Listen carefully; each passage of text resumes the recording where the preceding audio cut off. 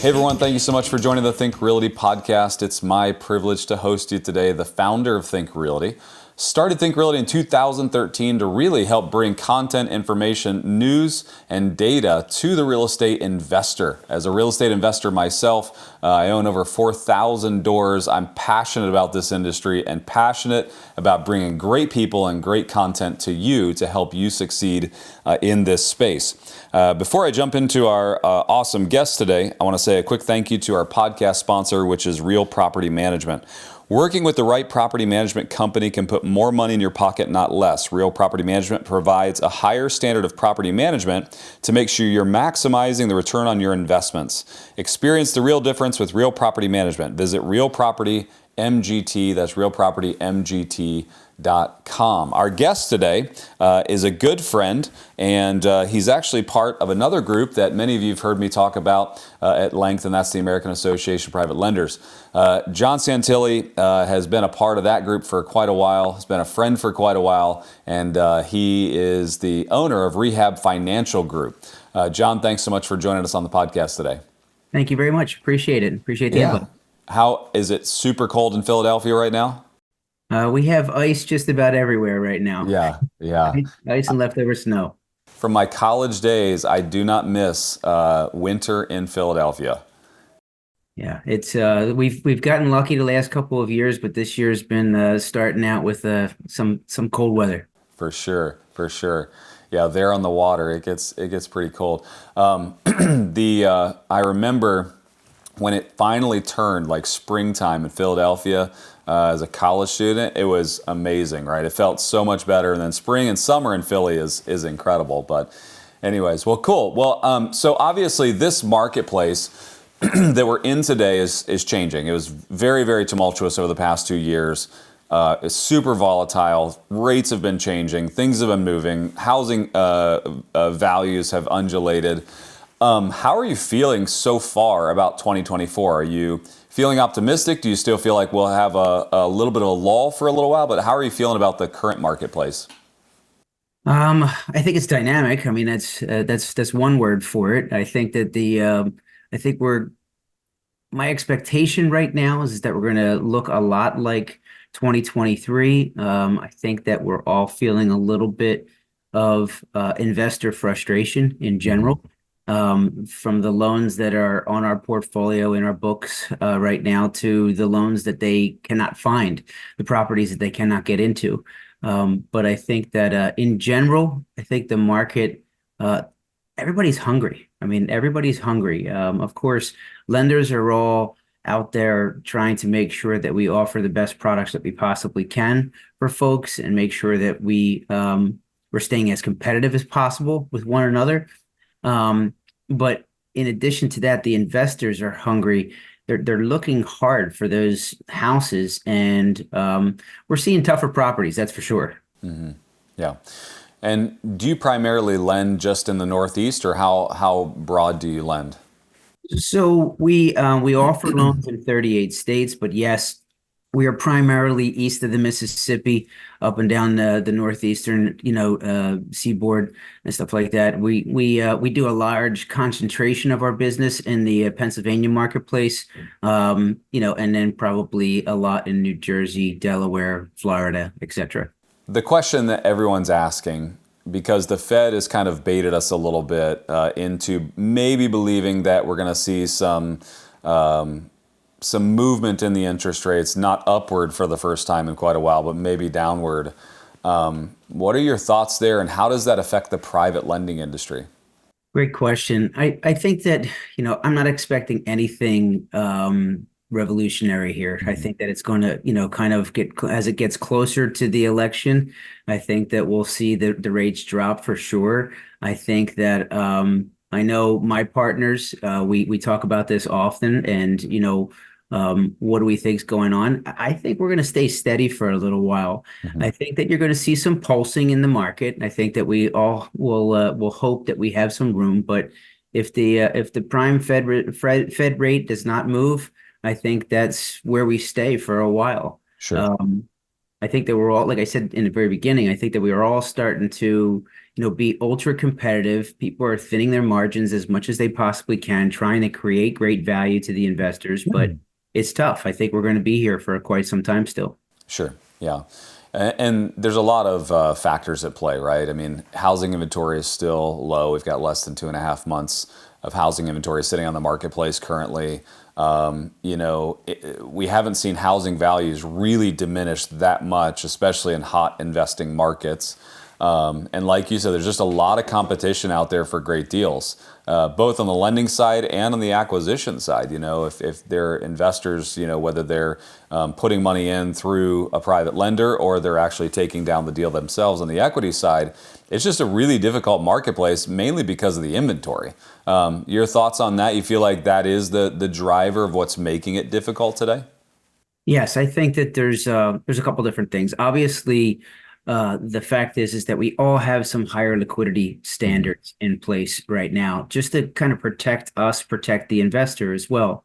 I think that the lack of housing is tough. I mean, the fact is that I think some of the statistics that I've heard is that 93% of all households have rates under 6%. Hmm. A third of households have rates underneath of 3%. To leave that house that you're in right now to go find another house is just very difficult. So the inventory in our market is really tough, and I think that the houses that are left over are ones that need greater rehab as well. So I think that the experienced people are coming in, but they're cautious. They play true to their margins, as much as possible. I think that the big shift that I've seen since I came into this space, I will say to you that when I came into the space, it was almost all fix and flip. It Hmm. was almost all fix and flip. Now you're seeing a lot of buy and hold because of the rental, the rental rates being as high as they are as well. So Sure. I definitely think that it's a challenged marketplace. I think that for the investor, if you're not going upstream to find properties, and you don't have a skill set to go upstream to find properties, that makes it even more challenging. Yeah. Obviously, Think Realty is a real estate investor platform. We also have the American Association of Private Lenders. What's interesting to me is how many real estate investors have their eyes up kind of looking at the private lending space because they're struggling to find deal flow, especially the passive investors. The passive investor, they could kind of do JVs and partner with people and get their money to work through real estate, are really having a hard time finding access to deals. With the movement in the marketplace, is it time for some of these passive real estate investors to really partner up with a private lender and kind of go that way? Because it's difficult, and these guys that are like the really good real estate investor that's tried and true, has a model, is finding off market deals, has been consistent. They're tough to compete with today, and so does the private lending industry kind of create that outlet for a lot of passive investors? We try to create value as much as possible to our real estate investors. Hmm. Our core competency is not helping them find deals per se. Hmm. Of course, with some distressed type properties, any properties that are, struggling to move along, we'll make introductions wherever we possibly can Sure. to help them out. Um, but I think that the best thing that we try to do to help the passive investor is to make connections wherever possible. I think that we're always open for good conversation, but right now is not the time for us to take extraordinary risk as well. Right. Yeah. Um, there's a lot of conversations happening right now, especially in the multifamily space, with a lot of assets that aren't necessarily distressed. They're just kind of midstream, right? You've got assets that were taken down with some, equity investors. They've got a bridge loan. Now they're kind of through that process, and they're moving towards more of a long-term financing solution. Or maybe it's a single family that's in the same exact space, and they're struggling to find the long-term financing solution. Is there opportunity in that gap right there? I mean, it seems like there's a lot of property sitting there in kind of that bridge loan that is either struggling or non-stabilized versus like creating more of a product or a gap in there? Do you have any thoughts in that space? Sure. So, our core competence is going to be more on the short term than it is the long term. However, we align ourselves with plenty of long term lending partners as well. Mm, Um, what we try to do as a service to our investors with both sides of that coin is this. You said it, the stabilized bridge loan or loans that have a great sponsor behind them. mhm, And they're looking for, hey, listen, if the rates are going to drop towards the second half of this year, is now the time to get into maybe a 12-month term stabilized bridge type of a loan or a short-term loan to help out between now and then as the markets loosen up a little bit more. We definitely still see the long-term partners still tight, especially in the multifamily mixed use space. However, there's definitely opportunities for those that are um, good borrowers, that are mhm. experienced borrowers. I mean, if you effectively qualify for a conventional type of a loan, you definitely qualify for plenty of the opportunities in the multi space here as well. Sure. Yeah, which is great news for a lot of real estate investors. I think a lot of real estate investors have used their cash for so long, and now are looking for new opportunities and really should be considering what a private lender or a partner in private lending could do for them.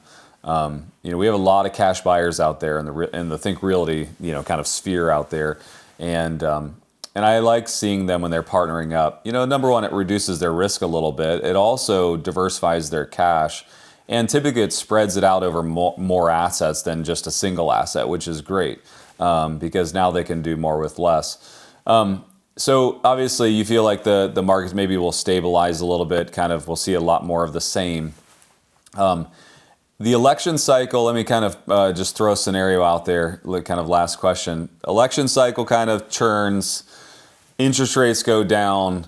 Um, the big issue is inventory still. Housing market maybe continues to increase in value.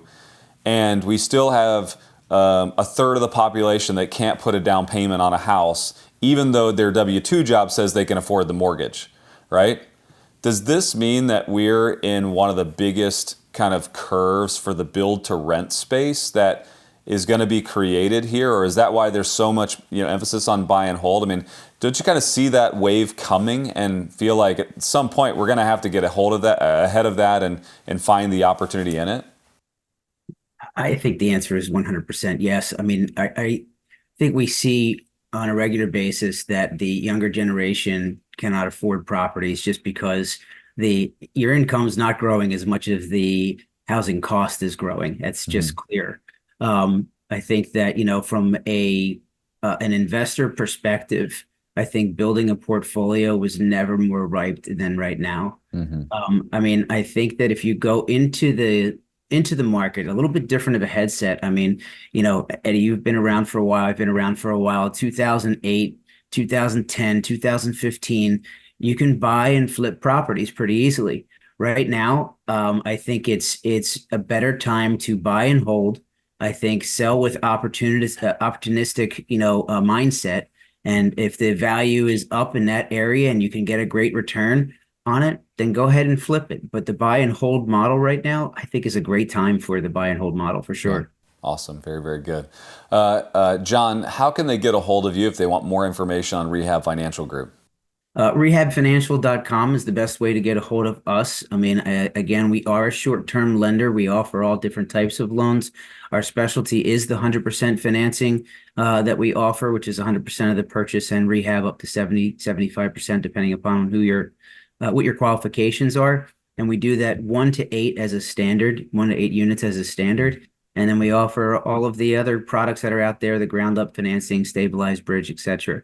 But I Awesome. think that the best way to get a hold of us is at rehabfinancial.com. And thank you again. I really appreciate the time. Yeah. Thanks, John, for being a part of the podcast. Really appreciate it. Have a great day. You too. You too. One more quick thank you to our podcast sponsor, which is Real Property Management. Real Property Management will help you work with the right property management company that can put more money in your pocket, not less. Real Property Management provides a higher standard of property management to make sure you're maximizing the return on your investment. Experience the real difference with Real Property Management. Visit Real Property MGT. That's realpropertymgt.com. And before I wrap up the show, I want to put a quick plug in for our Phoenix Think Realty Conference and Expo we have coming up on March 28th and 29th in the Phoenix market. It's going to be an amazing event. We have not been on the West Coast for a Think Realty Conference in quite some time, and we know that we're going to come back with a vengeance. It's going to be an amazing show because we have some phenomenal speakers and content already prepared for you.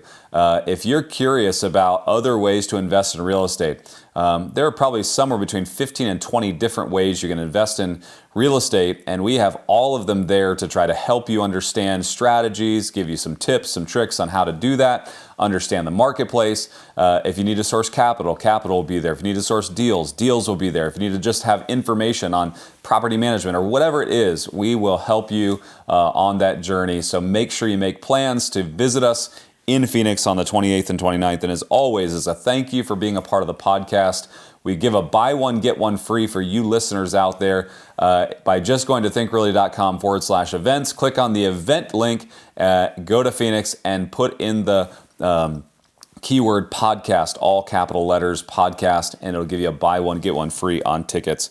And I am excited to see you in Phoenix. If you haven't picked up the latest Think Realty magazine, go to Barnes & Noble, pick it up there, or go to thinkrealty.com and subscribe. Have it brought to your doorstep and make sure you read it cover to cover every single month because it's amazing. Have a great day. Thanks so much for joining. We'll see you next time.